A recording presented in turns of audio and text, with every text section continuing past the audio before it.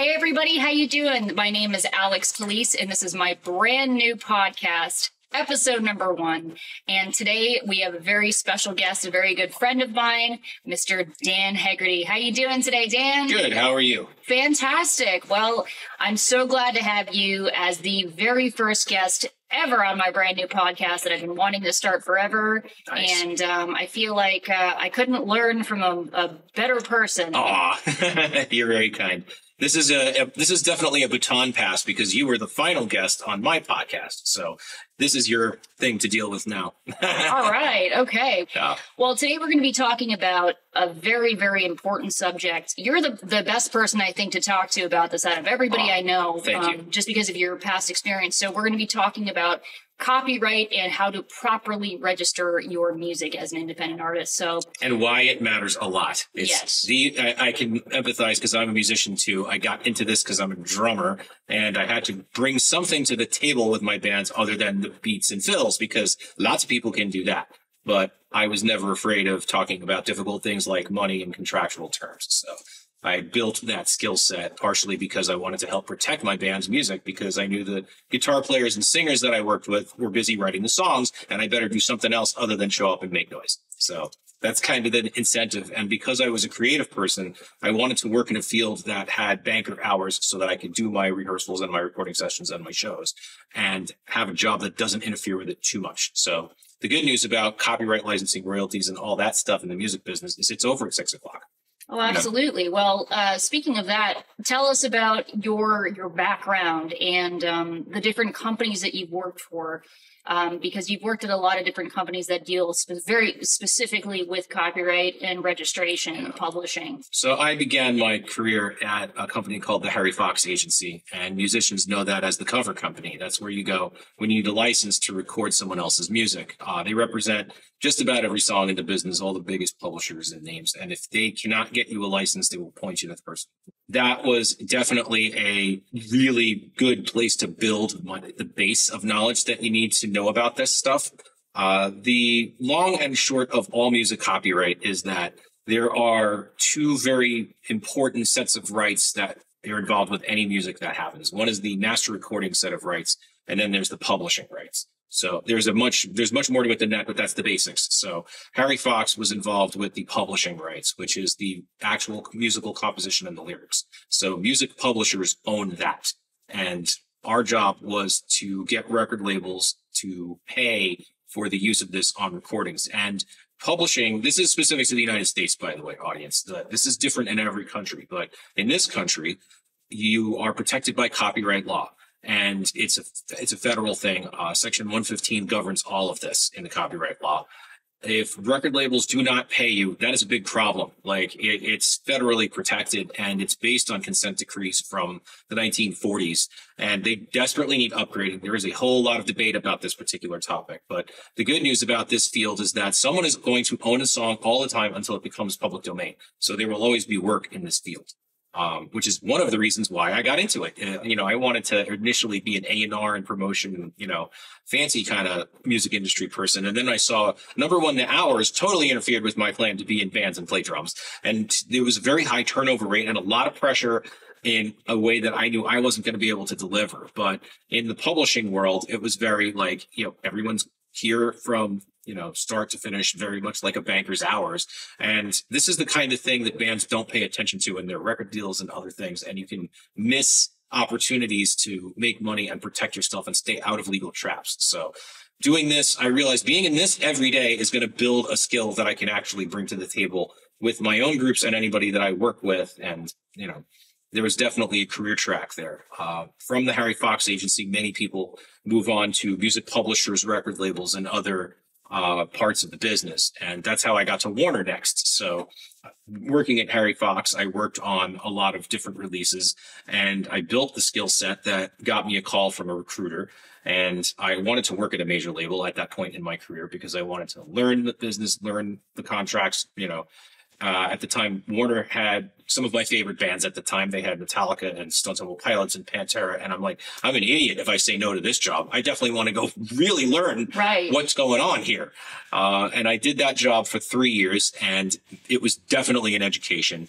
It wasn't the right fit for me after a while because the major label world is not musician friendly. That could be its own podcast. I'm not going to talk about that, but it's a whole other episode. My experience there made me realize that if I don't really go for it now, like the depth of how crazy it is to try to make a career out of this is going to swallow me as I get older, and I'm just not going to do it. So right. It was actually kind of the motivation to come to California and really roll the dice and go after the, you know, full-time pro drummer, eventually composing and all this other stuff. But, you know, as anyone who's been in this field will tell you, that's not the most stable means of employment. So I ended up back in this part of the business working for Concord Music Group. Again, on the label side, they liked that I had the Harry Fox experience and the Warner experience. There was no training time involved because I had built that base. And I ended up at Concord for quite some time and watched this whole battlefield change. Like when I first started this, I was working on mechanical licenses, which is a fancy word for the publishing royalty, mostly for physical products, for vinyl, for CDs, and then eventually digital downloads from iTunes. And, you know, when people used to buy digital files and not just stream them, there was a certain set of rates that got affected, and that, you know, created work to do on licenses. And then as I stayed with Concord, the business changed dramatically, and I watched it change. And as my time there came to an end, I realized I need to get work in the part of the field that is now developing, which is the streaming mechanical world. And then I ended up at one point, especially during the pandemic and other changes that were happening, Concord had some layoffs. They were above board. I was notified. I can't go into details about everything, but I have no ill will towards them at all. I had to figure out what to do next because my skill set was getting outdated. The whole scope of how to get paid publishing royalties was so different, especially with the rise in all of the video, social media, and how bands were able to make any kind of money on this at all other than placements, which I know you know more about than I do, and we're going to talk about that at some point. I wanted to get a job where I was going to learn on the job. I realized I have to grow into the next role, and I got a couple of different offers eventually. It took me a long time to get another job during that period because it was still the pandemic. All my job interviews were on Zoom. I didn't actually go to an office at all. I met a guy named Jeff Price, who is the creator of TuneCore and Audium. So this is a guy who's very active in that space, and he was impressed with my resume. You know, he did not realize that I played drums for a Metallica tribute band called Cliff 'Em All. Turns out Metallica was going to become this company that he was starting now, Star Client. I thought he was trolling me when he did my job interview. He was not. He mentioned, you know, who he knew in their camp, and I'm such a nerd with that band. I'm like, those are the names. This is their management and their attorneys and all that. And then I said, okay, let's go for it. And he was like, what do you want to do? I want to learn about the MLC. I want to learn about content ID with YouTube. I want to know about what's going on in the space with Instagram and TikTok and Facebook and how because they're being held accountable, but I want to know how. He was like, if you work for me, you're going to do all of that and work your favorite band. So I'm like, yes, I'm your man. Yes, please. Well, you mentioned MLC. So for everybody at home, what does MLC mean? So this is another thing that could be its own podcast, but very briefly, top of the trees view of this.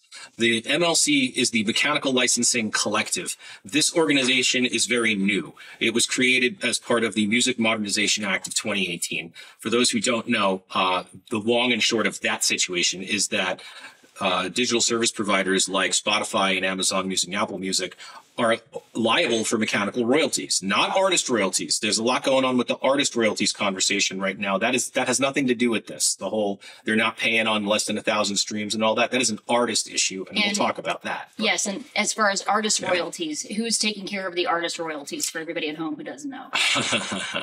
That is a great question. I don't work in artist royalties, so there's many ways to collect. The long and short of artist royalties is that it really depends on your record label. And if you are dealing directly with the DSPs, there is an arrangement usually through your distributor. Like if you have TuneCore or CD Baby and DistroKid and all that, the artist royalties filter through them. So, you know, their Spotify and them are supposed to pay them, and then they pay you.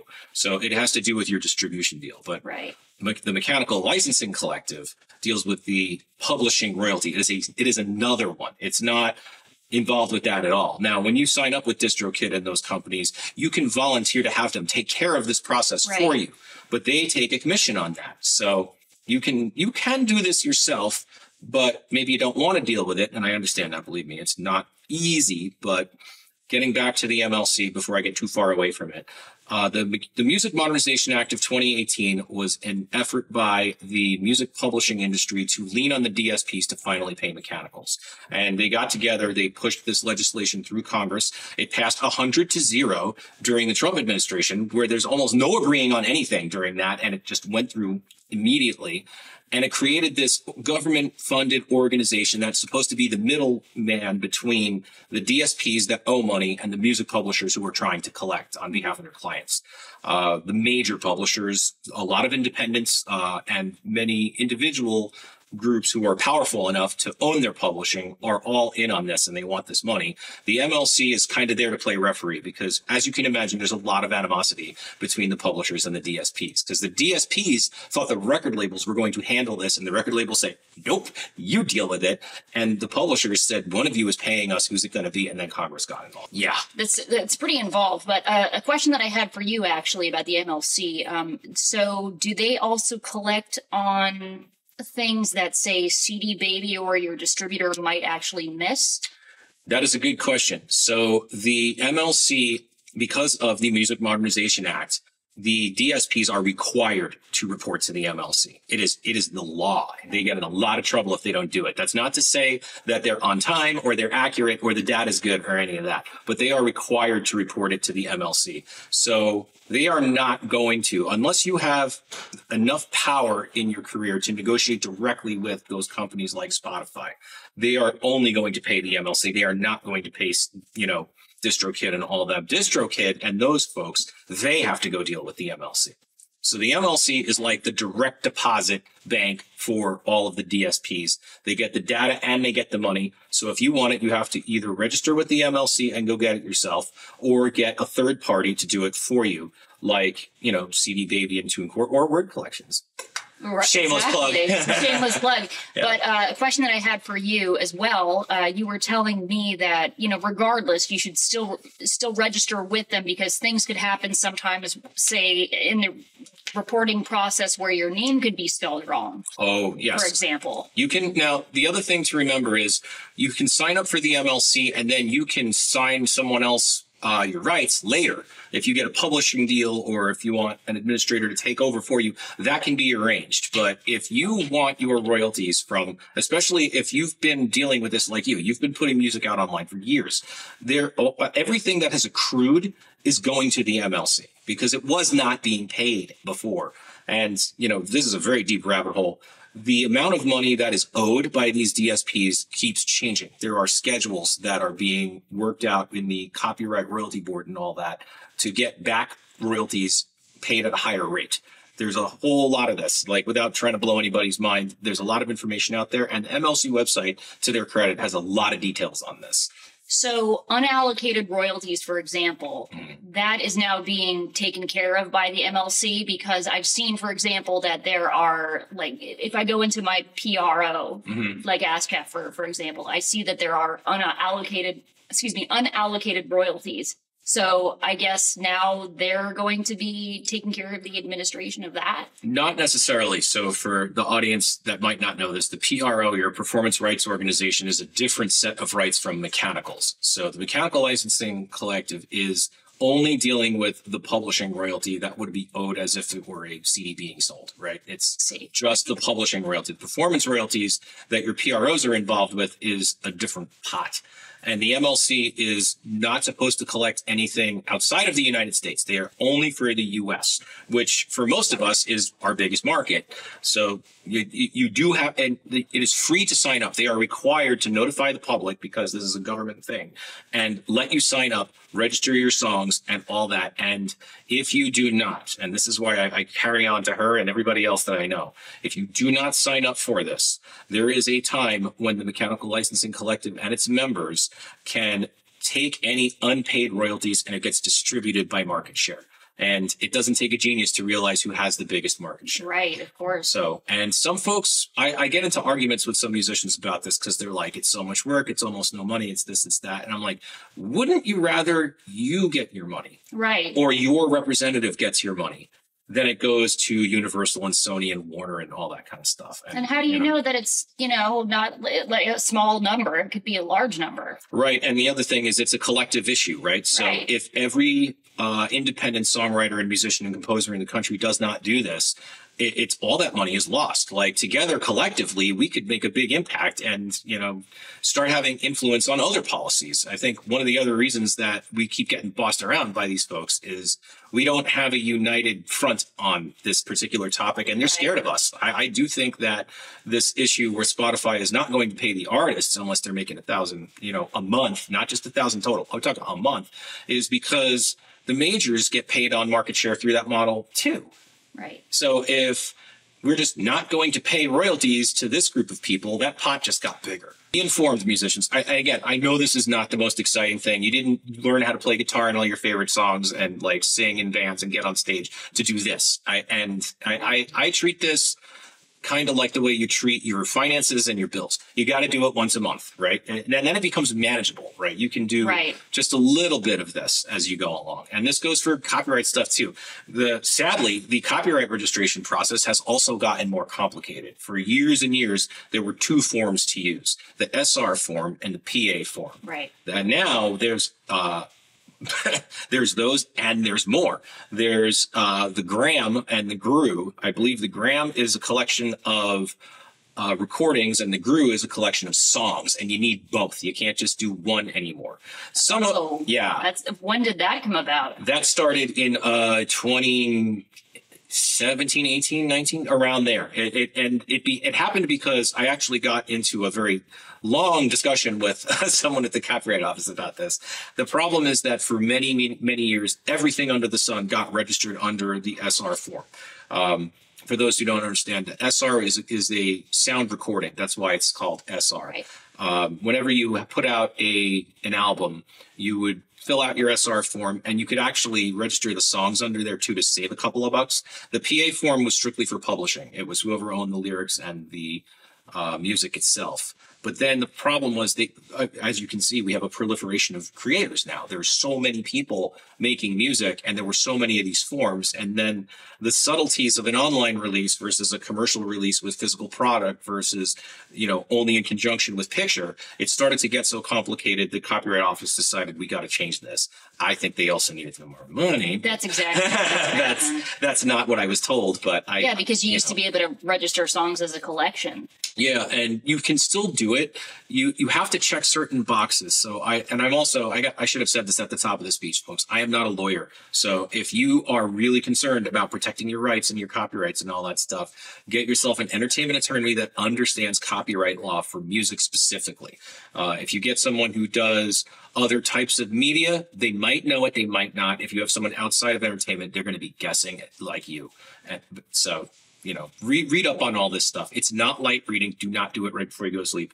And don't, again, you're not going to learn all of this in a day. I've been doing this for 20 years. Oh, gosh, I know. Yeah, and it keeps changing. Right? I went to school for it in 2003, and I was minoring in music law, actually. Oh, wow. So this is all familiar territory. Yeah. And it's interesting because so much has changed even since then. And I remember my teacher telling me it's very important that you register each song separately because, for example, if someone decides to rip off your entire catalog and it's all registered as one collection, you're only entitled to one damage. Yeah. So that's the body of works issue. Yes. Now, when you're an independent musician and every dollar counts, like it's better to do that than do nothing at all. But you're right, you're stuck with the whole catalog. You get dinged once, and it's like, but I mean, they were expensive, those forms. They were like $45 a song. So you put out an album, it's $450, and then you do the record too for another $3. You need $500 in copyright fees. Right. The good and bad news about this is that a lot of these distributors like CD Baby and TuneCore have copyright registration options now that you can sign up for when you release your music through them. That's new. That is new. Like this is very new. But what I will say is they charge a fee on top of the government fees for the forms. Yes, so, I wouldn't do that. Yeah, I wouldn't either but we know it. Like that's if you're true, new to it, it's only $100 more. They're obligated to do this correctly, and if they don't, they can't collect some of this money. So right. Well, I mean, sometimes it's just easier. For example, like having your distributor collect all of your YouTube money, for example. Right. Because you could sign up with like AdRev or like any of these other companies that, you know, where you can essentially do it yourself. But oh my gosh, it's just so much in terms of the administration. It's definitely a job and a half. And it also depends on what's going on. Like if you're an artist that has a lot of stuff on YouTube and a lot of stuff happening, it's worth your time to get involved and learn how it works. But if it's one of 85,000 channels of things that you're trying to manage, you know, go with your, especially if you're new to it. If you sign your rights over to your distributor, you can get them back at some point. If you have a record deal, forget it. Like they're going to control everything. But if they give you a huge advance, exactly. That's a decision you got to make for yourself, though. Like, you know. Right. So anyway, we covered a whole lot of stuff in like one swoop there. Yeah. Well, I think that's I think that's most of what we had planned. I have my phone out because this is my teleprompter. Yeah, we're not like on TikTok or anything here. Yeah, at least I'm not. Yeah. I swear to God, I'm not watching, you know, memes right now. Oh, yeah. So we were going to, this is another, actually, I could even save this for another episode, but I was maybe going to talk about ASCAP, how we were talking a little bit about PROs, performance rights organizations, because, you know, we're talking... or no, were we going to save that for the other one? No, there's a little bit of overlap here. So I think it's important to talk about the two rights sets again, and then this is a third one. So just a quick recap from all of this spitballing that we've been doing. Yes. The artist royalties is one type of revenue. It's connected with the sound recording. If you're a producer, that covers your royalty too. So that's anyone who performs on the record is involved in the master recording royalty. That's the one where there's all this debate about Spotify and other companies not paying and all that. And that is negotiated by contract. There's nothing protecting that rate at all. The mechanical royalty that I just carried on about for 10 minutes or however long it was is involved with publishing copyright. That's the right of, you know, distribution and all that to get your music out there into the world in a fixed form, a recording of it. What Alexx is talking about are your performance royalties. So when a song gets played in a restaurant or at a concert or in a public setting, on the radio, on television, these are the kinds of things that ASCAP, BMI, CSAC, and now GMR cover. So there are, and again, we're talking specifically about the United States here, folks. Every country's got its own rules about this. So that could be its own thing. And I'm actually still learning a lot about the international space. It's very, very complicated. Oh yeah, it gets very complicated, but the PROs do take care of the international stuff too, as far as ASCAP. Right, I know they do. Yeah, they have agreements with like the UK and Germany and all this, so they can get some of your overseas money. And then there's all these secret handshakes, right? Like you can't get paid for public performance of a song in movie theaters in the United States, but you can in Europe. So if your song is in some film that's playing overseas, you get a public performance royalty. Like you get a song in a James Bond movie, and you get nothing in the United States because the United States. But in Europe, it's, you know, there's some money there. And if you're not signed up with a PRO, you don't get that money. And they don't come looking for you. This is the other thing. Yeah. I've had this discussion with a lot of musicians too. Yes, these folks are obligated to go out and get money, but giving it to you becomes your responsibility. So, you know, and that's a bummer. And that's one of the reasons why musicians hire managers, lawyers, attorneys, business managers, because it takes a lot of time to do this. But the other thing is folks are not going to work for you for free. So you have to have a lot of money coming in if you're going to get a third party to do it, or you can really get into taking advantage of your distributor, you know?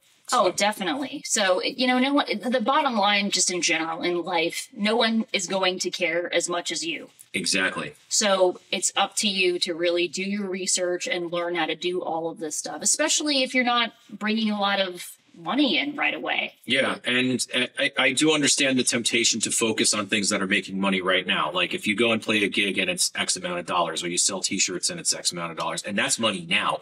But the thing about this, and this is always the big selling point I use for everyone. Once your stuff is registered, you go through that awful process once, and now you get paid on that forever as long as you keep playing the songs, or as long as your songs still exist in the world. And that can become passive income, which can help you pay for things like guitar strings and drum heads and gear. And, you know, this is all money that doesn't have to come out of your pocket. Absolutely. So that's the big benefit of this. And also, if you're a songwriter and you're collaborating with other artists, you got to know this stuff too, because you put all that time and energy into working with the other person and developing the song and getting it recorded, getting it out into the world. And I've always been on the side of, if you do all the work, you should get the money and not somebody else who didn't do anything. You know what I mean? So I'm very passionate about this, if you can't tell. Oh, absolutely.